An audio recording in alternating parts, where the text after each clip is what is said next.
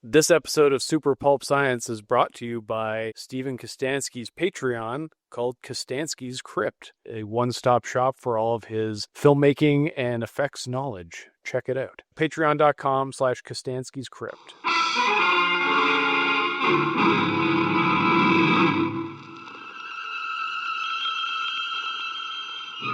Attention, citizens. It's time for Super Pulp Science. This is Super Pulp Science, where we talk about how genre gets made and the blazing sun of a Winnipeg evening cuts through the window, even though you warned me, right into my eyes. So one of my favorite parts about this studio is at a certain point in the evening, the sun makes it so I can't work at my desk because it's full in my face. Yeah. So I know it's time to go home. Yeah, I feel my retinas evaporating as we speak. But horror, the horror of your eyes melting or bubbling or popping, is sort of the real purview of our very special guest, Sick Steve Kostanski. segue. Yeah, That was it's right. Thank you. unintended, but then it suddenly realized. I was like, should I describe my eyes popping? And then I was like, Steven would appreciate this. I'm into that kind of stuff. Yeah. So why don't you, for the dear listener's sake, give yourself a brief introduction, who you are, what you do, and your most recent project, and then we're going to talk about why you brought you here and our the transparency of our origin story together. I'm Steve Kostanski. I'm a writer, director, creature effects artist. Long story short, I like making monsters in movies. Yeah, my latest picture, Deathstalker, is coming out in the fall. And my last movie, Frankie Frico, is available on Shudder and on Crave in Canada currently. Joining us today, and actually the keystone in making this possible, this whole conversation possible, is of course producer extraordinaire Dan Vadeboncoeur. Hello. Dan is the one that brought us all together the very first time. He had a festival. He ran a Fan Quest festival where you were a guest, and we, dear listener, recorded a story break episode. It's one of my favorite episodes, I think. Yeah, where we basically didn't tell Steve what the rules were. We just said, hey, come and let's brainstorm a movie idea together. And we did that. And then that spun off into... The saga of Meat House began. Yeah, the dear listener will know the saga of Dan working on the script for Meat House that has been like percolating in the background ever since. And so this is kind of a nice, perfect circle to come back around. Some ideas don't die. Can I tell you guys I really wanted to have like a finished copy of Meat House to slap on the table today, but it's just not ready. No. But it will be very, very soon. Now, okay, this is a great moment. How do you know when it's ready, Steven? When you're too tired to keep going.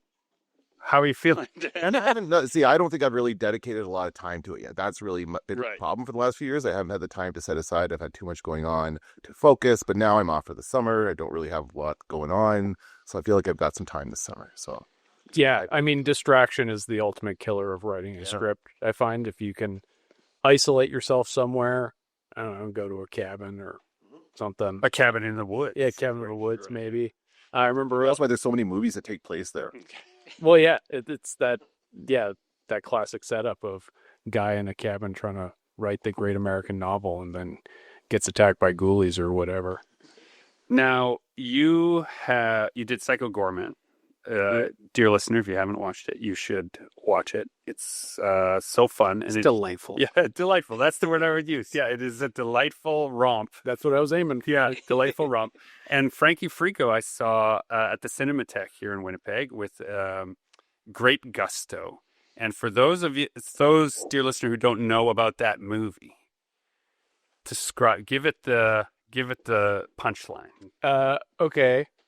Square office-bound dude who is trying to spice up his life decides to call a party hotline hosted by a little gremlin guy and introduces chaos into his life, and mayhem ensues, and a bunch of little creatures show up in his house and terrorize him, and he has to clean up before his wife gets home from her work trip. Yes. It's basically the long and short of it, but it goes way beyond. It went so many places that I did not expect. But yeah, dear listener, imagine if you were sitting watching late night TV and an ad with like some cross between the old Boggins. Remember Boggins, the Boglins? Yeah, Boglins. That's what they're called. It's like a Boglin and a Gremlin were like, "Hey, do you like to party?" And why did you call me up? Part of the kind of what started it was I was in talks with some producers about getting the rights to Boglands. You're making that up. No, it was like it was well, not on the table, but it was being discussed, and they were going to track down the rights, and then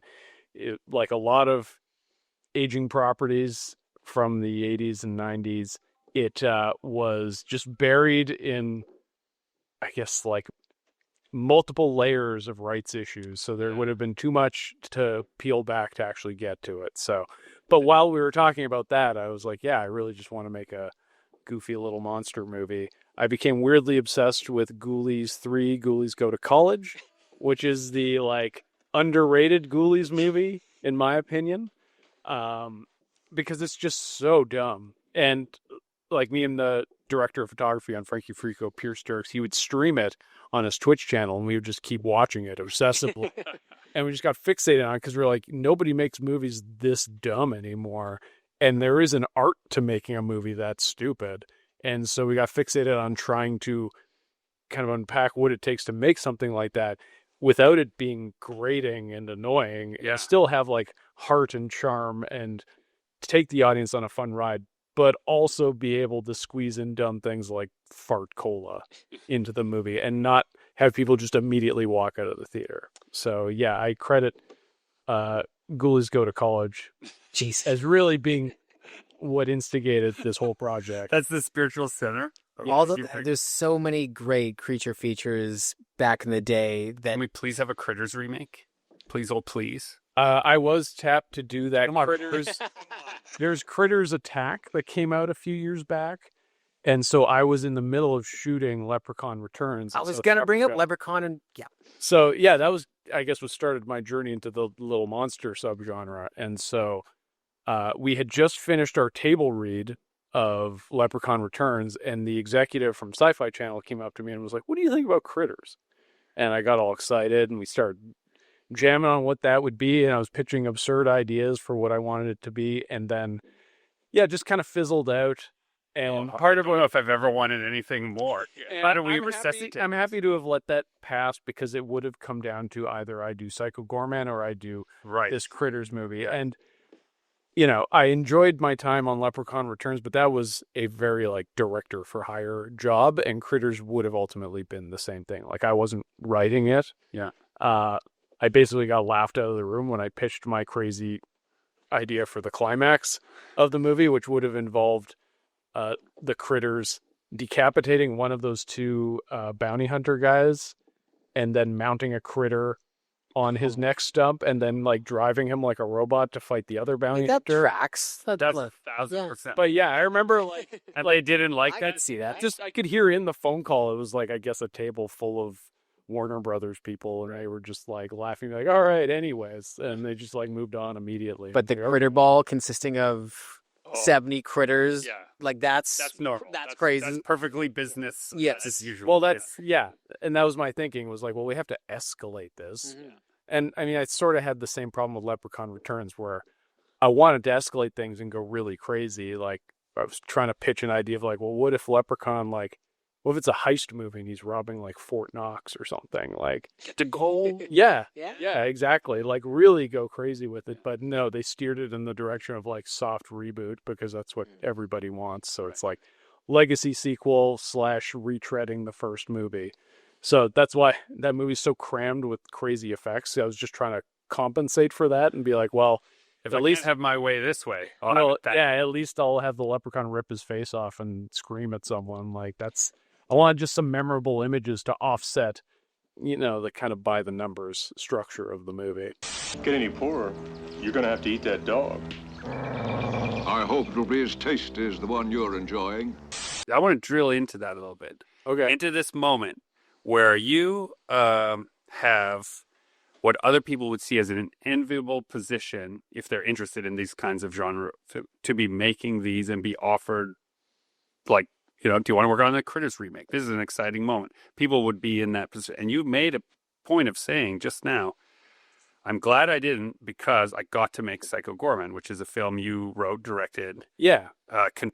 own, I assume, still? Or did you have to license that out? I mean, I share the rights with the producers on the movie, which is fair. Like we got independent investors to basically pay the entire budget of the movie. There was no real tax credits or anything involved. Right. Just some very generous, rich folks that were like, hey, Manborg was fun. Here's some money to make another movie. And that's like a scenario a lot of people don't get. Yeah. I mean, that comes with baggage on its own. Has its own thing. Yes, I've been there myself. But, I mean, ultimately, it was a dream scenario.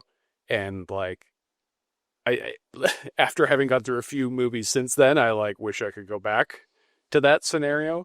So, yeah, being able to make a movie that I wrote, directed, basically oversaw start to finish and had final say on everything And is the ultimate goal. Is it fair to say, for the dear listeners' sake, that Psycho Gorman is kind of like what would happen if a Power Rangers movie didn't have any heroes in it and just the crazy Power Rangers monsters and villains running amok? Yeah, basically. Right. And if, like, Rita Repulsa was also a little kid. Yeah. Yeah. Yeah, like, basically everybody's a villain in their own way, but in a charming, relatable sort of guy. Oh my gosh, so good. Dear listener, run, don't walk. I have to say, the girl you got to play that little girl in that movie was amazing. She was so good. Yeah, I mean, Actor. we really lucked out. And there's just, like, so much about it that clicked, and it was like lightning in a bottle, especially because she had, like, a theatricality to her that I know some of the producers were bumping on initially, and were like, oh, she feels too much like she's acting.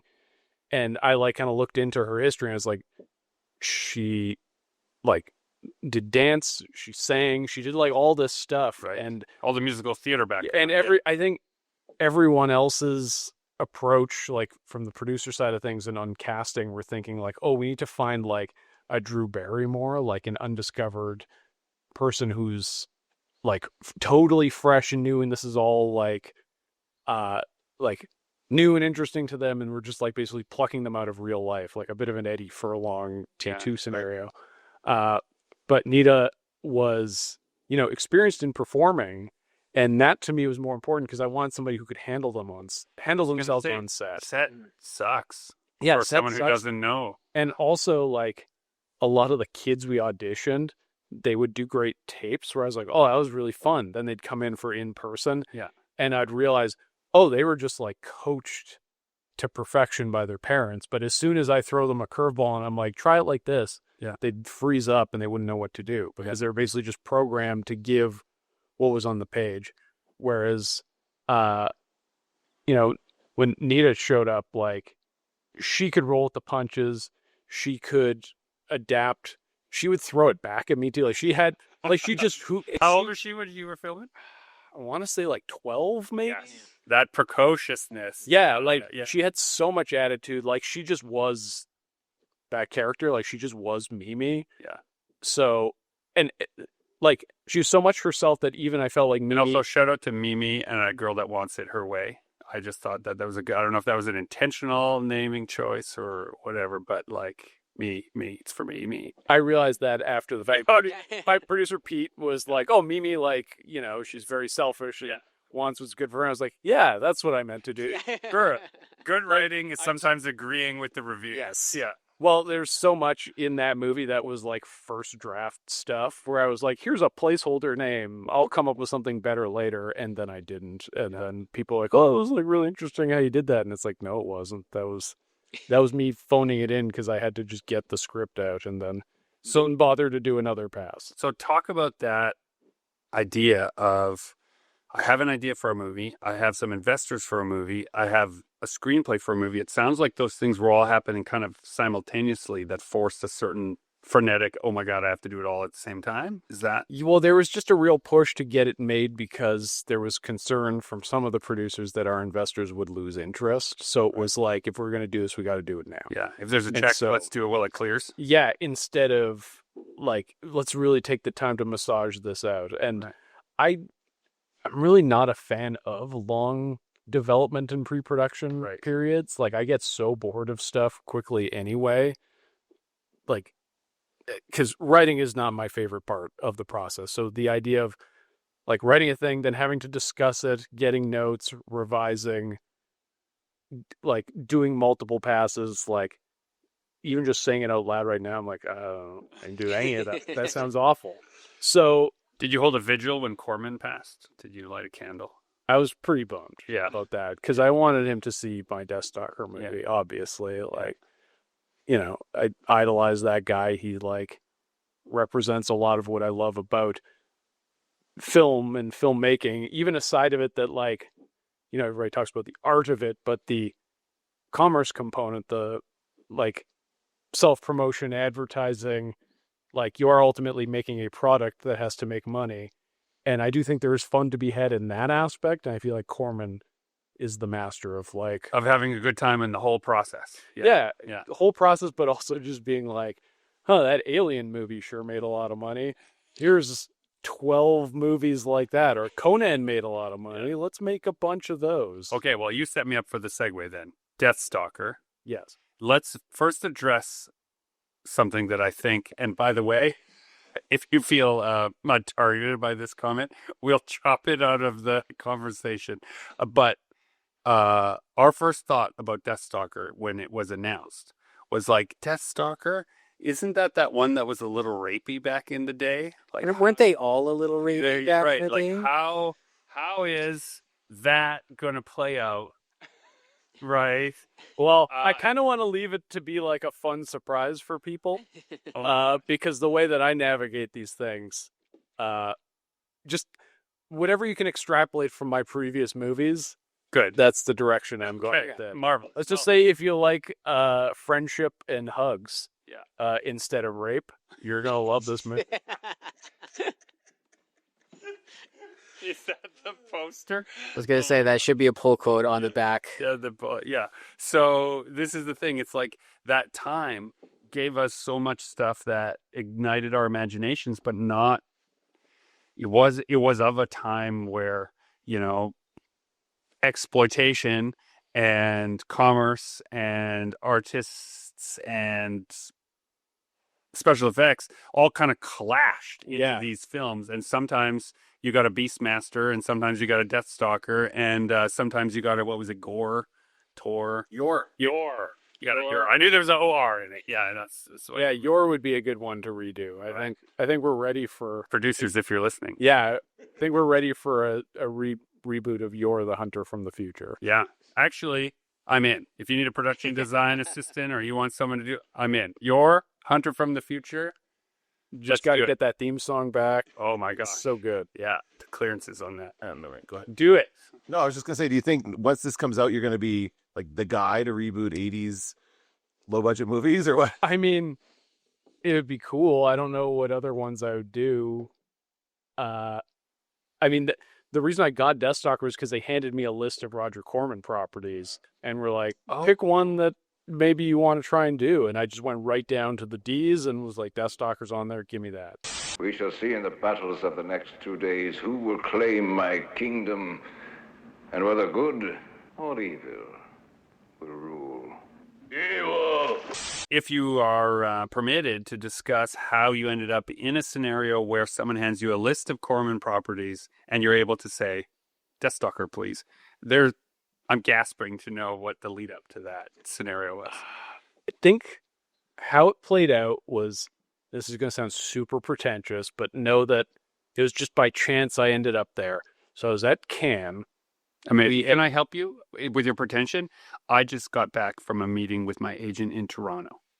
There you go. Now that's like the Cannes of Canada. That's so yeah, I was there. We were like promoting PG. We just finished principal photography, and I guess we were promoting it to try and line up distributors or drum up in. Psycho Gorman that got you there.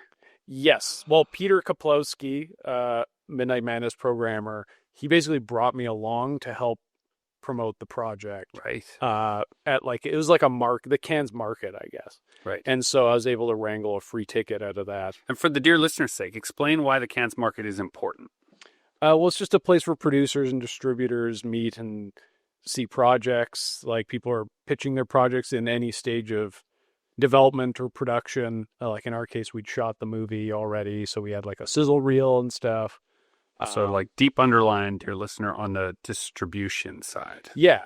And so you basically go up on stage, you show like a trailer. I don't even think I said a word at the actual presentation. Like Pete did his whole shtick, and I just stood there and was like, "Thanks for watching." And I got a free ticket out of that. So, anyways, one night I was sitting at a restaurant by myself, enjoying a pizza, and the guys from Raven Banner, Canadian genre distributors, were there as well, sitting at the next table. They distributed Frankie Frico. Yes. Well, it started with Deathstalker. This is like 2019.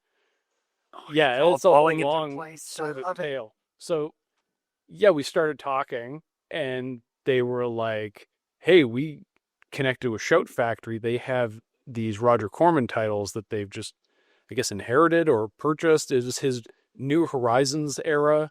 So, I mean, I'm not that well versed in his many companies. Yeah, I was going to say that. It was like a certain window of time where he was making movies, and so I asked to look at the list. They showed it to me. I scrolled right down to D and was like, "I want Deathstalker. Let's make that happen." And at the time when they talked to Shout, somebody was adapting it into it's like an animated series they were going to do or something, but that fell apart. And then 2021, basically, we got the go-ahead to like take the rights and start developing a movie. Now, there were other things happening around that time in the world that made it challenging to do that, I'm sure. Like what? We call it the event. Yeah, we call it the event here at the studio. Was it hard to shoot in and around the fallout of COVID and in and around all of that stuff? And well, I mean, we wrapped Psycho Gorman 2019. Like the movie was done and was going to premiere March 22nd, I think, 2020. So we didn't get our premiere because South by was canceled. yeah, but the movie was done, so we were just sitting on it, and like Shudder and RLJ had purchased it already, and it was lined up for distribution. So like there wasn't really any stress there outside of like, oh, is the maybe world gonna implode? But right. It was lined up to be released in 2021. So I wasn't really. I appreciate. Let's all take a moment to appreciate Mr. Kostanski's priorities, that he put the world before his movie premiere. In his, I mean, we did. We still, my partner and I, Lisa, we still went to Austin, even though South by was canceled, because we were so determined to have a vacation, and we were like, "Oh, it's just a flu," like everybody was saying. Yeah, everybody. But then when we were down there, like March 13th or something, we were in an Uber ride, and our Uber driver was talking about like, "Oh yeah, I'm stocking up on food and toilet paper. It's getting real bad." We were like, maybe we don't stay a week. Maybe we get on the next flight home.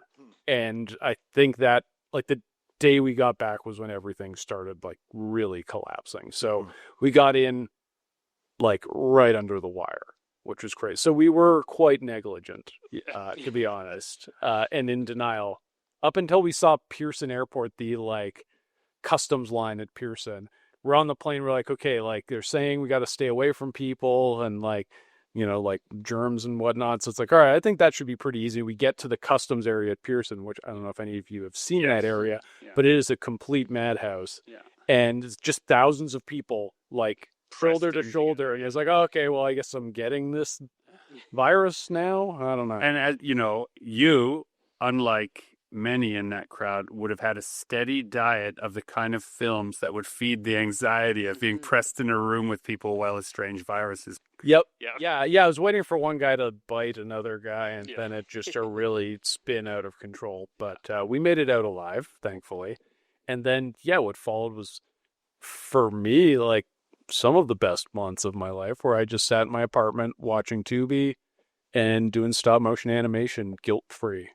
And I reflect on those times fondly. Yeah, there was a lot of that shutdown that actually was quite good for my mental health. Very productive times. Yeah. Isn't that strange to long for a time when you weren't allowed to go meet anyone?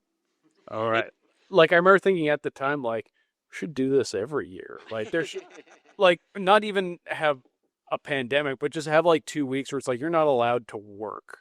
You're not allowed to go anywhere. You just got to sit at home. And like the government would mandate it? Yeah, but globally it's mandated, so no one can get ahead. The opposite of the purge. The opposite of the purge, that's right. Yeah, a productive purge. It's like a mental health 2 weeks of like just sit and meditate and reflect. You could pitch a purge, like super productive purge spin-off. The creative purge. Yeah, I don't know what you'd call it. So did the stop motion go anywhere? I mean, I'm still You still sitting on it. I did like basically a whole mini series. It was like kind of a faux talk show hosted by a robot guy that just invites on weirdos and kills them in interesting ways. It was called Weirdo World. that's They're like little 2-minute episodes, but yeah, it was super fun. I just have crappy Tubi movies on and animate all night and have my rum and coke and totally guilt free. Sipping and moving and sipping and moving and sipping and moving. Watching, Phantasm 3 or whatever. Oh my gosh. fantastic. Okay, so then find yourself day one, the set of Deathstalker. You're looking around. Tell us what you see. Tell us what's happening. A lot of stress. I mean, this was definitely my most ambitious movie, and with that came so many problems that I won't even get into here because I'll have to save it for well after the movie's out. But yeah, making indie genre movies in Canada is a real slog, and I feel like nobody's really figured out the right way to do it. Mm-hmm. So it's a lot of like kind of flying by the seat of your pants and a lot of bullshitting just to get to set, like get the team together. Oh my gosh. And I feel you so deeply right now on it. then you get there and then it's a sprint. It's like we just have to go as fast as possible. And yeah, like we're out in a slag pit in Sudbury. So all of Deathstalker was shot in Canada. Yes. Wow. This I did not know. Yeah. It Breaking was all news. Sudbury and well, I guess a little bit of Toronto for our second block of shooting, all in studio. But yeah, all Canada. And you mentioned 20 days. Was that this one? How many days did you have? It was 23, I think, for block 1, and then 5 for block 2. And that's not counting the like 7 or 8 insert days that I did at my shop, because that's just a thing that I do on all my movies. I'll like pull out any kind of effects moment that's like tight close-up of hand getting stabbed or guy's head getting crushed, and it's like I just do that. Do a at better the version studio. close up. Or like, are you doing a temp one, or are you doing an attempt on set? No, you just don't even do it. Right. You just, because priority in principle should always be just shoot out your cast, Right. shoot out your big locations, all the stuff that's costing a ton of money. For me, like, it doesn't really cost anything to just take my GH5 and shoot an insert of an effects gag in my studio and just kind of wrangle whoever's there to help me out. Like, Right. I can do that for free, so I might as well just pull it all out of the schedule and do it on the side, because I can take the need time you. and do it properly. Steve, we needed you so bad on our movie. We needed you to say those words to us. Yeah. Don't try and do gags in principle. It doesn't make any sense. Just define a gag quickly for the audience. So gag is like an effects moment. So guy's throat gets slit. Then you think about that, like lumping that into a day of principal photography. It's like, okay, you got to pull the actor to apply the makeup to their neck, so they won't be able to be used for any scenes otherwise. Yeah. while That takes while 2 they're in hours, no process. scenes for them. Yeah, so that already becomes a headache for your ADs trying to schedule the day, because like, okay, well, that person is down for 2 hours, then we got to shoot that moment, then we got to deprocess them. Then we also have to deal with blood on set, Mhm. and you know, there's like maybe an hour to reset the gag if it doesn't go well. But yeah, gags are just any kind of effects moment. And if I can make this observation for the dear listener also, that if you watch a certain kind of genre film, there are, like my mother used to say, like, my God, why do they go so close up on it to do that? This is why. So you can't see the Yeah. actor and Yeah, actress. you're being able to do the gags separately and stitch the two together. Yeah, like those. Think of like the show Manimal. You Yeah. guys know Manimal. Yeah. You know all the close-ups of him with like bladders going on his face as he's transforming? Yeah. You notice how the background is just like a black void of nothing? That's because that's all probably shot at like Stan Winston's studio after the fact. It's also the same shot in every episode. Yes, also that. Yeah. That's also an advantage of being able to like shoot gags in such a way that you can repurpose them. You just, you flip the shot or something and make it seem different. You don't have anything to eat, do you? No, I didn't think so. My mind immediately went to the first Gremlins movie after they had finished shooting. they sent like the 4 guys back to the bar scene where there's all the gremlins everywhere, and they just had a whole list of ideas of like, let's have the gremlins like shooting darts at each other, and let's have another gremlin doing this, and it was just like they just spent days and days in this like terribly like stinky dilapidated bar, like just shooting all these things long after everybody else had gone home. But like the puppeteers. That was probably the most fun on that entire film. Yeah, well, because there's no stress. Broke them, but But that's the way to do it, because you don't have a bunch of crew members standing around who like wardrobe has nothing to do during that. So what are they? They're just going to stand there and wait for you to finish. So you scale it down to a bare minimum skeleton crew. You don't need sound for it. Like you wrap all those people out, and you just shoot it with a real small crew, and it's just way more relaxed. There's some good footage on I think it's the Puppet Master 2 Blu-ray. They filmed like a bunch of VHS cam footage of them doing the exact same thing for that movie, where they just had like pieces of the sets, and the puppeteering team would just film all the close-ups of the puppets doing whatever it is they need to do throughout the movie, and they just block shot all of that over a few days. And like you don't need to do it when your actors are around. You can tell a lot of those Puppet Master movies, like the guys who are handling the puppets are just having the best time. That's where the soul of those movies exists. The actors, Yeah, absolutely true. Yeah, and everyone is doing their best on a really tight schedule around them. Yeah, exactly. Making the most of it in Romania or wherever it was that they shot those movies. Okay, so it's day one, Deathstalker. What was your shoot? What was your schedule like on a film like this? I said you were out in Sudbury? Yes. Yeah, we shot Sudbury April 2024. An ambitious project, a lot of moving parts. So it was a lot of stress. And a lot of stunt work too, right? Yeah, well, I mean, our lead, Daniel Bernhardt, famous actor, stuntman extraordinaire, been around since the 90s. He was...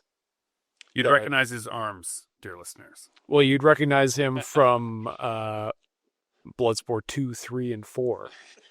Specifically Bloodsport 4, The Dark Kumite, which was the movie I was watching, and I saw him in it, and I was like, I think I got to put this guy in something, because it's like, this is a crazy movie, and he's selling it, and that's what I want. What's amazing about that sentence, or that sentiment, is like, while I was watching Bloodsport 4, Dark Kumite, I got to put that guy in one of my movies.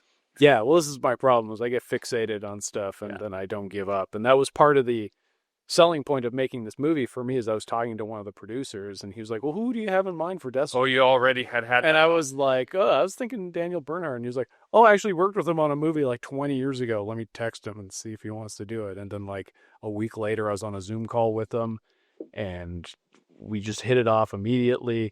Like, one of the things of this industry that I love is just getting stories from industry vets, and this guy is like the definition of an industry vet, working in like as an actor, but also in stunts, and actually like working as a fight choreographer as well. He's seen everything. He's been through the ringer multiple times. So I was just grilling him with questions about The Matrix and the Bloodsport movies and Mortal Kombat Conquest, all these fun things that he was in. And we really just hit it off, and he like really embodies my version of Deathstalker, my vision for that character. He like very much is like... And is he a hugger? I guess I have to ask, based on the little tidbit you dropped. Is he a hugger? I can't remember if we hugged. He flexes a lot. He really wanted to make sure his muscles look good, and I can confirm that they look good in the movie. Well, I mean, it's part of the genre, like sword and sorcery, right? Now, does Deathstalker, in your opinion, fall firmly in the sword and sorcery genre, with the whole post-apocalypse mutants vibes that seems to be like, there's like a hint of technology more in Deathstalker than in others? Is there? There's a hint. This is my. I thought it was a period piece. I thought it was more. No, it's like straight up Conan. But then the set builds, of course, are made with modern materials, right? It's so like, if you look at pardon me, dear listener, you can't look at anything, but original Conan sets look of a time, right? The Deathstalker sets look like they were built 10 minutes before they shot the scenes of Death. That's true. So when I was a kid seeing Deathstalker, probably too young, my feeling was like, oh, this is a ruin of a past age like ours, right? Like they've come back, and these weird monsters must be like this was. Is this just headcanon? Is this all in my mind? I mean, And the leather pants. There's something about those leather pants too. I don't know. It made it feel modern or modern. I mean, to me, it's just like it's a sandbox to play in that can go pretty much anywhere. And where I was pulling from for mine was more my memories of 90s video games that were in the fantasy genre. Like I played the heck out of that Doom clone, Heretic. Yeah. So there's definitely a bit of Heretic in there. There's a little bit of Diablo. Maybe even just a smidge of Castlevania too.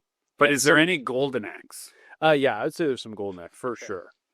I'm back on board. No. I lost you for a second. Oh, actually, not at all. I was trying to imagine all of that in your style. And that brings me to that question of, we joke at the studio all the time that style is the mistake you make all the time. That's how your style as an artist, as a visual artist. People recognize you by certain marks or the certain compositions that you do that, in my case anyway, I've struggled with. And then other people are like, that's my favorite part. And I was like, oh, that's the part I thought I messed up, right? So in your filmmaking style, all the way back from that, because you were involved in the Astron 6 whole world there, that style, how would you describe its evolution for you? I just keep cramming more monsters into the frame. It's that moment in the Phantom Menace BTS when I think is it Rick McCullum, that's the producer, who's like, every frame is so dense. There's so much going on. Like, I think as a kid, I saw that and like really took it to heart. I was like, I guess I just got to fill the frame with stuff. Yeah. So I think every movie I make, I'm just trying to cram in as much detail and as much chaos as I can. 'Cause my favorite thing when watching a movie is being overwhelmed by the universe I'm being presented with. Right. I mean, a good example is the fantasy movie Krull, Yeah. which was a big reference point for Deathstalker for me. And that's a movie where Soft lighting shot through crystals. That's what that movie feels like a lot of times in my memory. Do you use some nice soft lights? we do a lot of wacky visual stuff in this movie. I'm so excited. Yeah, if you like the split diopters in Frankie Frico, those make a comeback. Okay. The world building of Krull really fascinated me as a kid, and like I just like that feeling of I'm getting a glimpse of this universe. I'm dipping my toe into this universe. I'm only beginning to scratch the surface, and it's like a whole ecosystem that like will continue operating after I'm done watching the movie. And so that's what I'm chasing with every project I make, is like you're just looking in on an entire world that is just like self-contained and self-sustaining, and you're just getting like the tip of the iceberg. Careful. If you're hurt, you won't be as much fun later. I have noticed, like, in a lot of the series that you've mentioned, you've like influenced by and watch a lot. It's usually like they have 6 or 7 or 8, 9 like in the series. So is that like they spawn a franchise before even the notion of a franchise was a thing. They go to space, they come back. Yep, they go to the hood. So when is Psycho Gorman 2 coming out? You gonna do your own sequence? I mean, I would like to. I was thinking about this the other day though, and this isn't to like necessarily shut down any sequel potential for any of these franchises, and we are like actively talking about doing stuff for Psycho Gorman. It's like just recently I've been thinking on it a lot, and I think part of what I like about the movies that I make is that I establish a reality and then I turn it upside down with a different reality. And then by the end of the movie, there's like a harmony between those two universes. Like Frankie Frico is a good example. It's like Connor lives in his dorky world. He gets pulled into the Frico world. And then when he comes back out, it's like him and the Fricos have bonded, and now the two worlds coexist. And that movie particularly, no spoilers, has a cherry on top twist right at the very end that it was so great. It was so great. I was so satisfied with the film just in general as this is exactly what it purports to be. And it gave me all of that Although the part where the guy's like glued to the floor was like absolutely horrifying to me. I don't know why. It's just like it was really scary in a way that the tone of the movie. Well, it's my classic bit of like something horrible happens to someone and then they have to live with it forever.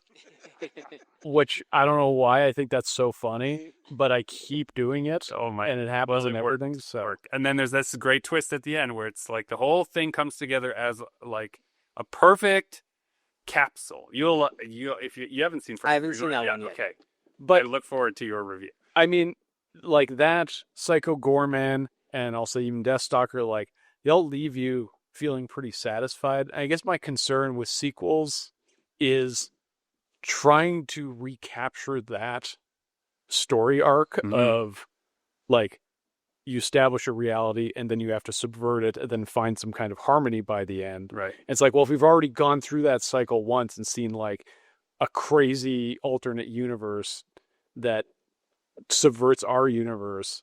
And those are the surprises. Yeah, those are the fun surprises. So then you're going to go into a sequel being like, I hope that happens again. Yeah. And then you'll be disappointed if it doesn't. Yeah.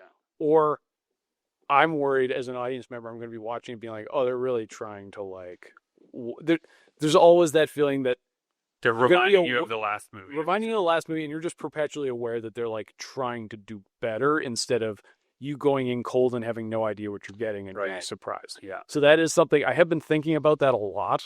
Well, and work on sequels for that purpose, right? That's what you're working on, franchises that have called you into direct, like Leprechaun is an example, right? Where you got to do what they're asking you to do, which is remind people of what Leprechaun is. Yeah, but even on that, like I'm actively pushing to try and put new things in it because it's like, what's the point of just doing the same thing again? You know, like you need a reason to exist. And to me, just being member berries about it. And remember that other thing? Like that's not enough of an excuse for me. So then Deathstalker has a subversion to what we expect from Deathstalker. I think so. I think it's simultaneously everything you want it to be and a new thing. I'm very curious to see how it's going to be received because, yeah, it's like doing a lot of stuff and it's very much a Steve Kostanski movie, but at the same time, it's like pretty straightforward. I'm trying to think of like what movie I can compare it to without spoiling it, but I think I'll just leave it at that. We're still early. The movie's not out yet. I don't want to ruin anything. I just think people should. We don't want to be the reason you're in hot water with the producers. Right? Yeah, exactly. I don't want to get in shit for this spilling the tea on Deathstalker right now. So. Now, can you spill tea on slashes involving in Deathstalker? I mean, musically he's involved, so you'll hear some tasty slash licks in the movie. I don't think that's a big spoiler that's going to upset anyone. No, is it a spoiler to say Patton Oswalt's involved? Is he still involved, or is it? Yeah, well, it's the cover of the Cannes Market magazine said Patton Oswalt. So yeah, he's involved. I will keep it surprised what capacity he's involved, but he's in it and he's amazing. And yeah, it was super fun to work with him. So it definitely like this movie has like the biggest names in like the Steve Kostanski verse in terms of actors. So I'm pretty excited and proud of that. Did that change your relationship with your time on set, knowing who was coming and what they might expect? Oh, I don't know. I wish I could project the face he made, which is the face you want him to have made in that, which is like, no. Well, because it was just like, there's so much more to my movies than just that. Like, when you come to one of my sets, like you're coming to a Steve Kostanski set, which is there's like some rubber monster being slathered with goo at all times. There's something weird is happening. Some gore gag is going to happen. Like the thing I always pitch to people why my sets are fun is because every time you look at the call sheet for every day, one of the strips on the call sheet is like so-and-so's brain turns inside out, or so-and-so like turns into a spider monster. Like there's something that everyone on the crew will look at and go, like, yeah, I'm tired because we pulled like a late one last night, but I gotta see what this spider monster thing is. I need to know what the deal is with that. Like I try to keep it as interesting and crazy as possible. So yeah, I mean, of course I'm intimidated by experienced actors showing up, and like I definitely want to give them a good experience and like make them comfortable, and so I can get their best work out of them. But I also enjoy the fact that like I'm bringing them into my crazy sandbox. Welcome to my strange machine. Yeah, which is just monsters and mayhem and weirdness, and it seems to have worked out. Like, I mean, all the actors I've worked with have had tons of fun and get along really well. Like, I don't think I'm a particularly like difficult director to work with. Like, I try to keep a pretty easy set going and keep it pleasant and light. Like, we're just there having fun. And yeah, I just want everybody to like push to do their best work while still enjoying themselves, because I think enjoyment is how you get the best creativity out of people. How do you stay calm in the eye of the storm when it's take 8? I don't know. I feel like that's not even the worst scenario. Right. What is the worst scenario? I mean, Let's make up a movie. It's a movie with a giant whale that eats people with tentacles out of its gullet. And it's like Tremors, but in the ocean. But in the ocean. Yeah, I'm actually writing it. I realized I just described the plot of The Host. no, a book that I'm writing that I shouldn't have mentioned.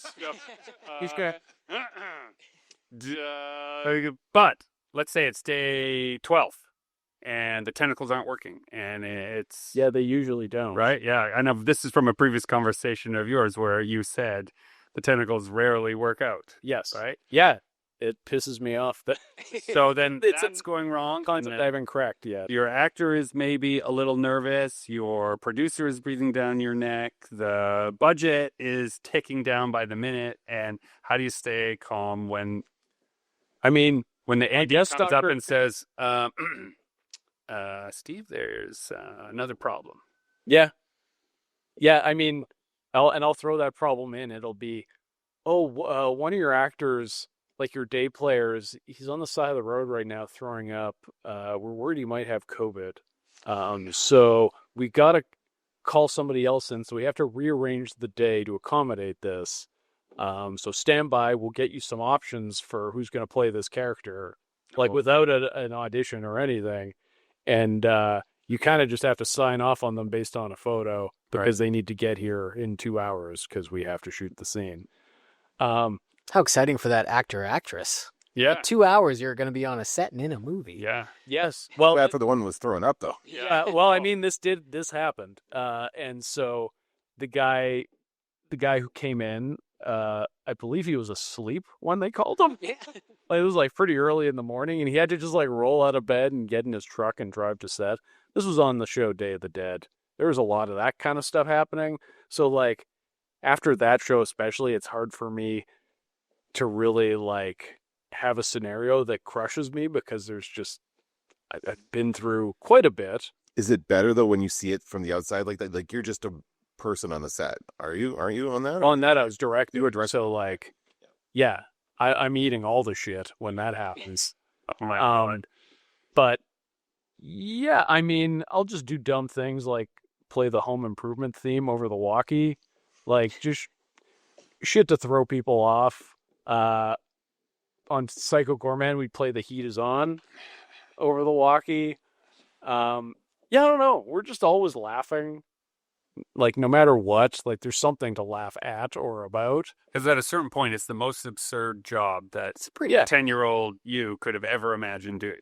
Yeah, it's all pretty goofy at the end of the day, especially when you've got rubber monsters and stuff. So your only option really is to laugh and just keep going. And the exhaustion definitely helps you like plow through things. It doesn't, I don't feel like it weakens me. It strengthens me because it makes me like I'm a little delirious and maybe a little dumber. So I'm just like, all right, let's keep going and see what happens. And you just kind of throw caution to the wind and do the best you can with what you have, because what else are you going to do? Like, are you going to be like, I can't do this anymore and go home? Like, no, to me, it actually hits a point where I continue out of defiance because I feel like the universe is trying to convince me that this can't happen. You can't do this. And the more I'm told that, the more I'm like, well, I'm going to do it because I just want to piss you off because I did it. Dear listener, Justin and I just shared a glance and a chin nod because spite has powered many important maneuvers Best in our projects have been powered by spite. Yes. Yeah. Yeah. Spite is a great motivator. It definitely like gives you the focus you need to be like, okay, what do I got to do to get this done? right. Hatred is the fire. That's I know that's maybe not the most productive or polite thing to pitch to listeners, but I don't know. It's 100% true. It's gotten me through a lot just purely because I don't want to give certain people the satisfaction of seeing me fail. So you just push through it and get out the other end, and it feels great. I trust you're comfortable. I am not. don't eliminate, transmute. That's how I think of it. So like when we talk about like, oh, we're going to start it with spite, right? We don't carry the whole project out with spite, right? No, of course not. But you transmute that initial impetus of like, well, then F you, I'm just going to do it myself into, okay, now I'm tired. Who will help me? Right? Yeah. Well, and also like transmuting into, for me at least, I'm on set, we're running behind. It's like I throw on a set of gloves and I'm in there dressing blood on the monster and I'm operating tentacles, or I'm putting the suit on and I'm playing the creature, because it's just that like furious desperation of this just has to get done, so I'm going to do it. And I find on a film set especially, that's like the best way to rally people behind you. Oh, like 100%. on Leprechaun on day 3, we had a particularly difficult day where it was just tons of gags. We had Leprechaun bursting out of a character like he's being birthed, and it's just tons of guts and gore, and we're running behind. So I got in there, I had gloves on, and I was dressing blood on things. And I remember the Lionsgate producer who was there, because, of course, on that day, we had the service producer from Blue Eyes, we had the Lionsgate producer, and we also had the Sci-Fi Channel producer there. All of them were standing behind me at the monitors. They're all there on their set visit the same day. Yeah, and it's this day that's total chaos, and I'm running behind. And thinking back on it, it feels almost like a deliberate move to try and like undermine me a little bit by giving them a glimpse into a hard day that maybe I would like not make the day or something, and it would give them some motivation to be like, oh, maybe this guy can't do this job. So yeah, there's like a little hint of spite there from me to be like, I gotta get through this. So I threw gloves on, I got in there, I'm dressing blood, I'm throwing blood around, doing gags, and just like calling out to the DOP like, did we get it? Did that look okay? All right, let's move on. And at the end of the day, one of the producers, I believe it was the Lionsgate producer, came up to me and is like, you have to give some respect to a director who's running around covered in blood. Like, so that felt good. It felt good that they like saw that image of me physically trying. Because I'm sure there's lots of directors who will stay at the monitors all day and they'll just sit there and be like, oh, we're running behind. What do we do? Yeah. That head rub, right? The head rub that pushes the earphones off and then pulls it back on. That's the one I see. Yes. They're not help. They could help carry that box, but instead they're rubbing their head. Or rubbing their head, or they're like eating their sub. Yeah. Like they have their like carrots and hummus or whatever. But no, for me, it's like you get in there and you do it.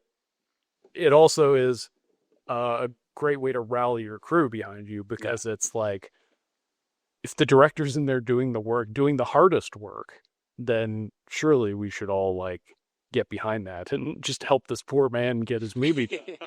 I think there's a lot of that. There's a lot of people watching me. Let's help this poor man. Me covered in goo being like, can someone help me? And then just being like, all right, we got to get through this day. Let's help Steve. Let's help poor little Steve get his movie done.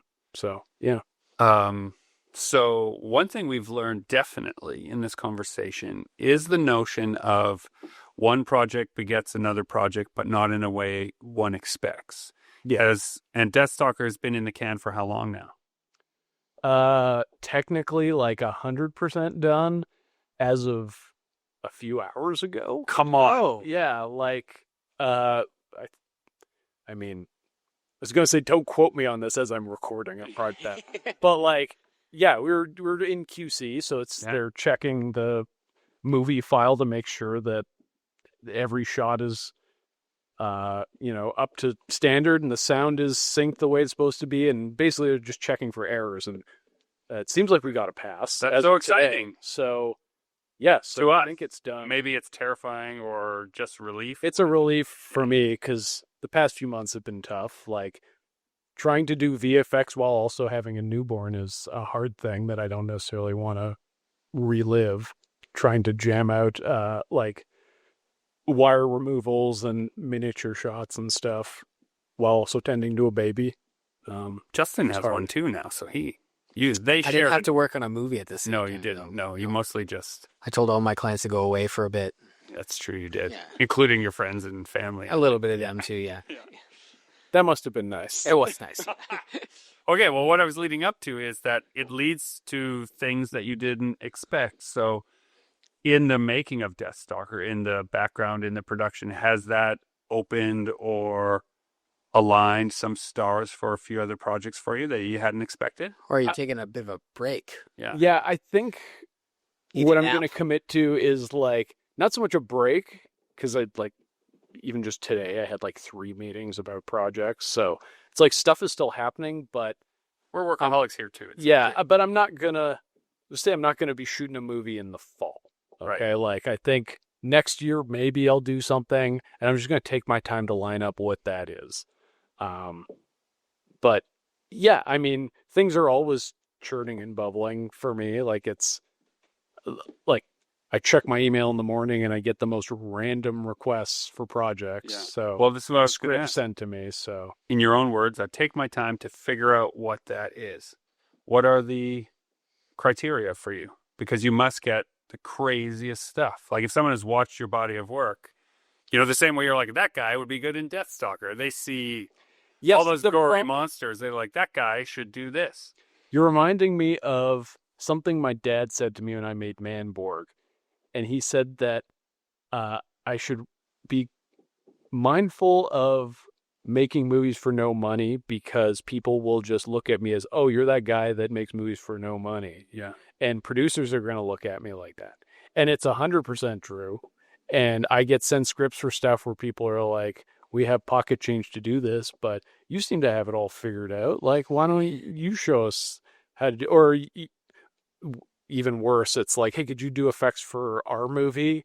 Here's a script with a ton of stuff, and I will budget it properly, and then they'll come back and be like, oh, that's like so much money. Yeah. And it's like, But well, I have to well, live no, also. but yeah, I have like a house and a family and things to take care of. Like, yeah, And also you're a professional. yeah, I mean, it's more frustrating than I'd like it to be on my end because, yeah, I find people have slotted me into the ultra low budget space, and I'd love to be in the livable low budget space. Like, I like the freedom of making low budget stuff. So what's your budget? What's your budget sweet spot right now?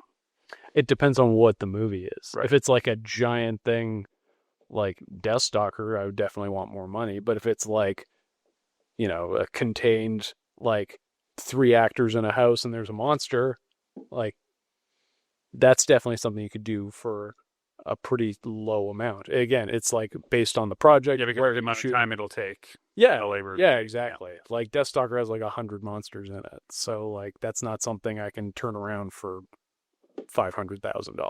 Yeah. Like, How, as we wind our way, the sun has stopped melting my eyes. The puddles of my eyes are now congealed back and squished into my face.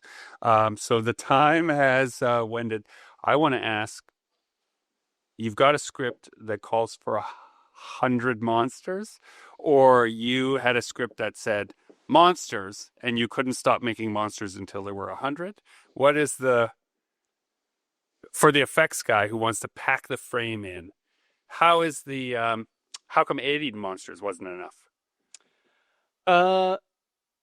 I think part of it is just the passion of I like making stuff. Right. Like I like physically making things. It is my happy place. It's my sweet spot. Like the monsters I made on Deathstalker, like that was some of the most fun I've ever had. Sculpting and molding and casting these things. It's not mindless work, but it's intuitive artistic work. It doesn't involve emails and meetings and discussions. I get that all of that is very important on a project that involves, like 100+ people. You need to be organized. You need to be on the same page. But it is definitely not my strong suit. And so to be able to just like sit in a corner and sculpt a weird thing and come up with an idea for what that is, and then just run with the idea is so joyous to me that I don't know if I'd be able to stop myself if I was just given free rein to just cram a thing with monsters. I would make one, and then I'd be like, as I'm making that one, I'd be thinking up another one, and then I'd move on to that one. And then it'd probably get to that spot I always end up where I have like 5 things that I'm bouncing around on, making at the same time, because that's just what I like doing. And that's just, all I want to be doing, basically. Dear listener, those of you who have been with us for a long time, many hundreds of episodes, I'm told now, know that we at the studio love lots of different projects at the same time. We joke regularly about the burden of being workaholics, but you described what we're really about, in that it's just about the joy that you get from the thing you can bring into the world right then. You found it in that moment, and if it means that you have to stay up all night to do it, you're going to do it. But then when it's done, it lives. Yeah. Thank you so much for joining us on the show. Hopefully now that you have returned to the city that spawned you, you can be a regular, and we'll visit in on some of your projects as we go. I'd be down with that. And hopefully I can funnel all of my movie projects here too, because it's where I started making movies, and it's where I'd like to continue making movies. Dear listener, this has been Super Pulp Science. This is Jim B. Kamichuk encouraging you to join the fight and make comics.